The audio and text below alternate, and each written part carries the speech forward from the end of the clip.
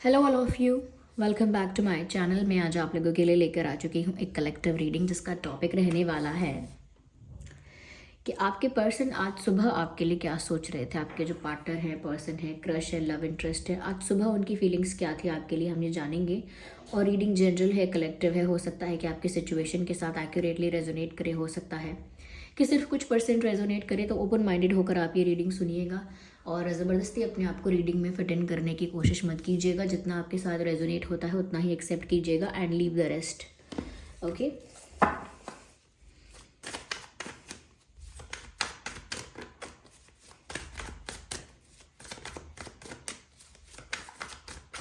ये रीडिंग सभी zodiac science के लिए है, हर उम्र के व्यक्ति के लिए है, टाइमलेस है।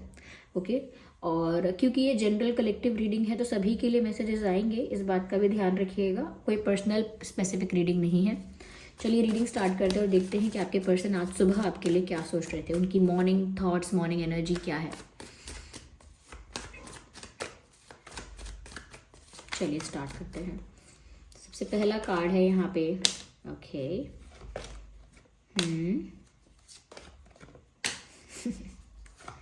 नाइस, अच्छी है मॉर्निंग थॉट्स।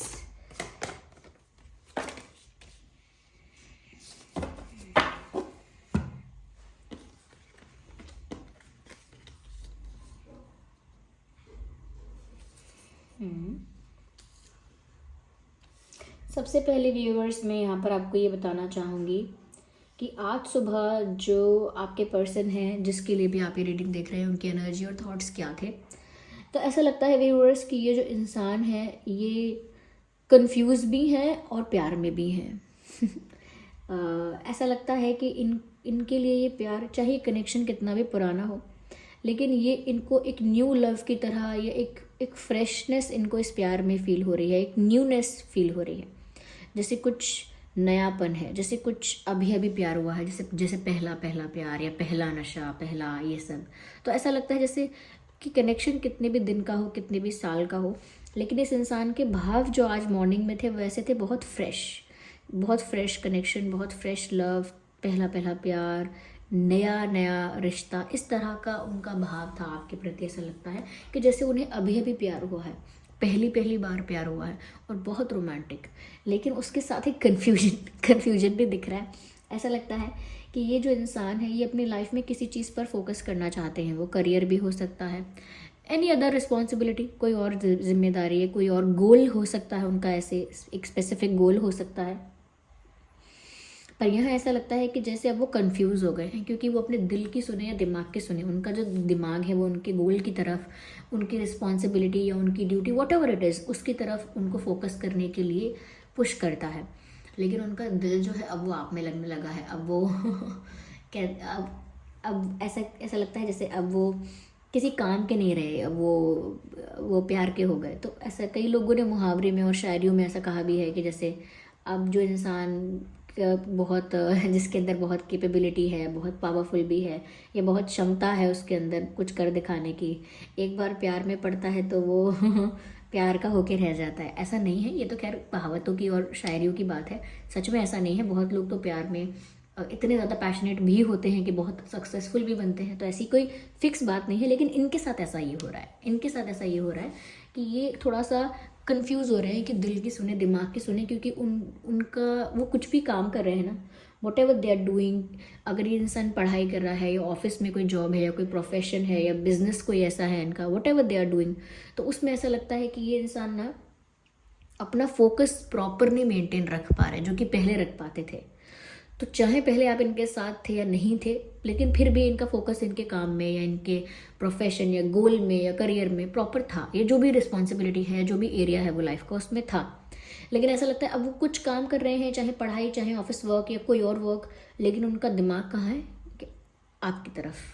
उनकी बुद्धि यही चलती है कि आप क्या कर रहे होगे, आप कहाँ होगे, आप उनको सोच रहे होगे कि नहीं, कि आप उनको मैसेज नहीं करना चाहते, कि आप उनको कॉल नहीं करना चाहते, आपने किया तो नहीं किया तो क्यों नहीं किया, कि आप उनको मिस नहीं करते, और अगर आप उनको मिस नहीं करते तो फिर वो क्यों सोच रहे हैं आपके बारे में। तो उनको पता नहीं चलता कि वो कब आपके बारे में इतना ज़्यादा सोच रहे हैं। और आज सुबह ही इनके साथ ऐसा हुआ। सुबह इन्होंने अपनी किसी ड्यूटी पर, किसी चीज़ पर, किसी वर्क पर फोकस करना चाहा होगा कि चलो बैठकर ये काम पहले करते हैं या इस चीज़ पर फोकस करते हैं, लेकिन वो कंसंट्रेशन हो ही नहीं पाया, वो फोकस मेंटेन ही नहीं रख पाए। ऐसा लगता है जैसे स्कूल्स में होता है, जैसे बच्चे क्लासरूम में बैठे तो होते हैं लेकिन खिड़की के बाहर प्लेग्राउंड को देखते हैं, पक्षियों को देखते हैं, जानवरों को देखते हैं, क्योंकि उनका ध्यान क्लासरूम में है ही नहीं। ऐसा इनका हाल था कि जैसे कोई काम तो करने निकले थे, या कोई काम करने का मन बनाया या कोशिश की, या कोई काम हाथ में लिया, या कोई काम शुरू किया, या कोई काम करने का इंटेंशन रखा, प्लान किया, लेकिन दिमाग चला गया उनका आपकी तरफ। हो सकता है आपको स्टॉक करने लगे, या आपके बारे में सोचने लगे, आपके बारे में सोचने लगे, या आपके मैसेज का, कॉल का वेट करने लगे, नहीं तो आपके फ़ोटोज़ को देखने लगे, आपके सोशल मीडिया को स्टॉक करने लगे। तो दिमाग कहाँ गया? आप ही की तरफ गया, और उनका जो कंसंट्रेशन है वो ब्रेक हुआ। तो उनको ये चीज़ पता चलती है कि मेरा कंसंट्रेशन अब कम होता है, या मैं जितना पैशनेट अपने गोल के लिए पहले था या थी, उतना पैशनेट अब गोल के लिए तो नहीं हूँ, अब मैं इनके लिए ज़्यादा पैशनेट हूँ।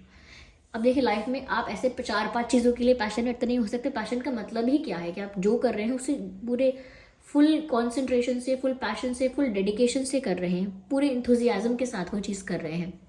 अब लेकिन अगर वो डिवाइड हो जाएगा तो वो वर्क नहीं करेगा। तो उनको ऐसा लगता है कि अब वो जितना पैशन उनका उनके गोल के लिए था, अब वो सारा आपकी तरफ डाइवर्ट हो गया है, वो सारा उधर हो गया है।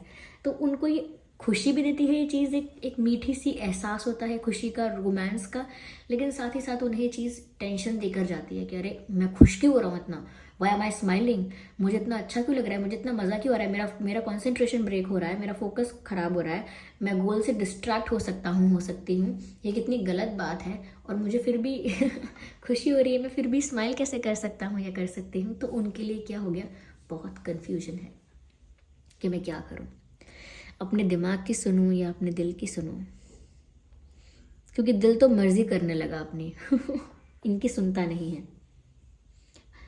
जैसे ही मैंने कहा कि इनका दिल तो मर्जी करने लगा अपनी, इनकी सुनता ही नहीं है, तो तभी उसी वक्त मुझे एक सॉन्ग है, उसके लिरिक्स चैनल हुए हैं, आप सुन लीजिए कि कहने को है मेरा, I am sorry I can't सिंग। अगर मैं गाना गाऊंगी तो आप सब लोग यहाँ से ऐसे भागेंगे इसीलिए बोल के बताती हूँ लिरिक्स।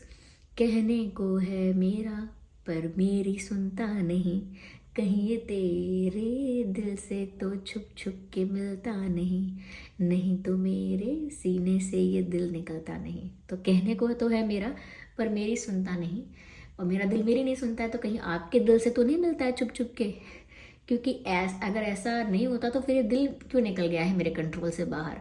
तो बिल्कुल ऐसा ही इनका हाल है, they just can not helpless हो गए हैं और कंफ्यूज भी हो गए हैं, लेकिन ये कन्फ्यूजन बड़ी क्यूट लग रही है ठीक है, क्यूट लग रही है। अब पता नहीं उनके लिए वो कितनी स्ट्रेसफुल है, लेकिन सिनेरियो तो काफ़ी क्यूट दिखता है ओके। कहीं ना कहीं ऐसा लगता है जैसे उनके मन की आवाज़ जो है वो आपके बारे में बता रही है उनकी जो इंट्यूशन है, या उनकी जो अंतरात्मा है, या उनकी जो अंदर से जो उनकी फीलिंग्स हैं, इंट्यूशन या जो भी कह लीजिए आप, मन की आवाज़ कह लीजिए, तो वो आप ही की तरफ उनको गाइड करती है। जैसे उनके गार्जियन एंजल्स उन्हें आप ही की तरफ गाइड कर रहे हों, जैसे कोई एनर्जी, जैसे कुछ फोर्सेस, यानी कुछ स्पिरिचुअल फोर्सेस उनको आपकी तरफ भेज रही हैं जैसे। तो उनको अंदर से फील होता है, उनके अंतरात्मा से उनको ऐसी ही आवाज़ आती है, ऐसी ही प्रेरणा मिलती है अंदर से कि वो आपकी तरफ आगे बढ़ें, रुके नहीं, आगे बढ़ते रहें, और जहाँ पर आप हैं, जिस दिशा में आप हैं, उस दिशा में मूव करें।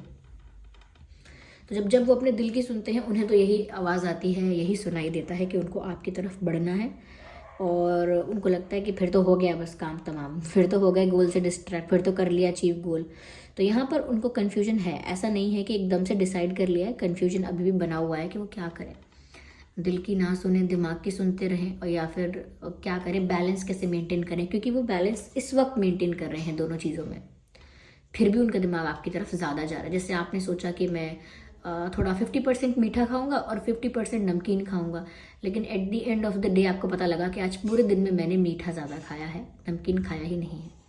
इवन आई ट्राइड, फिर भी मैंने मीठे के स्पून्स कुछ ज़्यादा खा लिए। तो इसमें क्या है कि डिसाइड तो किया, लेकिन फिर भी at the end of the day किया वही जो नहीं करना था, या वही किया जो जिसका डर था वही हुआ, ऐसा कुछ। तो यहाँ पर इस इंसान के साथ आज सुबह ऐसा ही हुआ है कि ये कुछ भी सोच लें, कितने भी दिन पहले डिसाइड कर लें कि ऐसे करूँगा या करूँगी, तो मैं दोनों चीज़ों को बैलेंस कर लूँगा या कर लूँगी, लेकिन बैलेंस नहीं हो रहा है इनसे, और उस वजह से टेंशन कन्फ्यूजन बढ़ रहा है। तो कन्फ्यूज तो थे, लेकिन यहाँ पर ऐसा लगता है कि ये जो रोमांटिक फीलिंग थी, ये जो न्यूनेस था प्यार में इनका, एक पहला पहला पहला प्यार जैसा इनका जो अनुभव इनको महसूस हो रहा है, वो जो कहते हैं ना love is in the air, ऐसा कुछ उनको फील हो रहा है। तो उसमें जो रोमांस फील हो रहा था टेंशन के साथ वो ऐसा था कि उनको आप में अपना आइडियल पार्टनर यानी कि आइडियल वाइफ, आइडियल हस्बैंड नज़र आ रहा था। दे वर थिंकिंग कि आप उनके लिए उनके आइडियल पार्टनर हो सकते हो। क्या पता आप लाइफ में इसीलिए आए हो, क्या पता आपको उन्हीं के लिए बनाया गया हो, क्योंकि उनको आप में एक परफेक्ट मैरिज मटेरियल दिखता है, आप उन्हें एक परफेक्ट मैरिज मटेरियल दिखते हो। उनको लगता है जैसे आप उनके लिए एक परफेक्ट वाइफ हो या उनके लिए एक परफेक्ट हस्बैंड हो, और उनको आपको देखकर ऐसा लगता है कि आप बहुत ब्यूटीफुल हो, यानी कि उनको लगता है कि आपके लुक्स इतने मेस्मराइजिंग हैं, इतने प्लेजेंट हैं, इतने एलिगेंट हैं और इतने ज़्यादा अट्रैक्टिव और चार्मिंग हैं। दे just can not resist themselves, खुद को रोक ही नहीं पाते हैं। इररेजिस्टिबल लुक जिसे कहते हैं, वो है आपका लुक उनके लिए। आपकी पर्सनालिटी इतनी इररेजिस्टिबल है, इतनी ज़्यादा ब्यूटीफुल है, प्लेजेंट है, इतनी ज़्यादा मेस्मराइजिंग है, चार्मिंग है। They just can not forget you, और दे जस्ट